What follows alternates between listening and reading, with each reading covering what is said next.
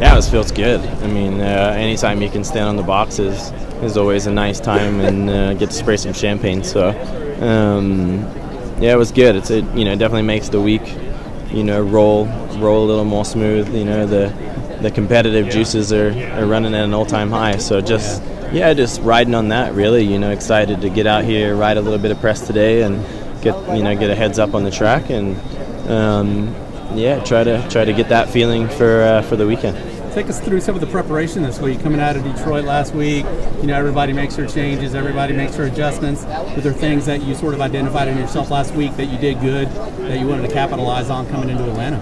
Same thing. I think for me it's always about, just achieving that feeling that you need within the track and the bike and yourself. So, the days that you're on, it all seems to flow a little bit, and the days you're off, you need a little more assistance. So, try to end the weekend positive, and just carry what we did last week over into this week. And but I think at the end of the day, it starts. I think track position in this field is super key. I think, and as long as I can get good starts, we can continue to have fun up front.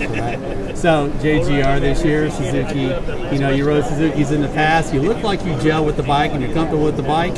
What are your thoughts there? Any pros and cons on it? Yeah, I mean, bike's awesome, obviously. I think since I swung a leg over it in August last year before Ironman, that's really where I kind of was like, wow, this bike's pretty damn good. I think the team vibe helps a lot. So I think a combination of the new 2000 it was new in 18, and obviously this is their second year, and my first year on the team. So it's kind of like, although it's their second year, I feel that we're going through the bag of tricks, and we're seeing, although that they kind of have their thing for Justin and Weston previous to me, like for me it's about going through and ticking the boxes and making sure that I'm aware of what hot up parts you got, if you ever need them. So each and every week I felt like we've made progress, and that's always key. I think that when you have such a solid base as a production bike, it makes your job a little easier. I would agree. So you're the veteran guy out here. You're the guy with the most experience on this track. What would it take for Chad to keep going? What would it take for Chad to keep racing to 40? 40. I mean, could it be? You never know, right? Yeah, I think that first and foremost, it needs to be weekends, where I feel good, I'm having fun, I'm enjoying it. I feel that I need to wake up in the morning and have the current feeling of just wanting to work hard, ready to go to the track, ready to go to the gym, doing all those things. And as long as that feeling's there, I don't believe that the number of years that I've been in the world contributes to that. I think that's the biggest thing for me is I go off feeling, not numbers. Yeah. So that's it for me. I genuinely had a lot of fun last weekend, and that I would like to continue to do that. I think it showed. I think when you're on that podium, everybody could tell you were pretty stoked about that. I think everybody was stoked with you. So that's cool. So the dedication, obviously into the sport, it's hard. You got to train in the gym, you got to train on the track. It's testing. And as a husband, 3 kids, you got a full-time job there too. It's got to be hard as you get older. It's hard, and I think that, having a wife that supports it as much as she does allows me to continue to do it, because it's like you can always, there's things you can always make bigger of.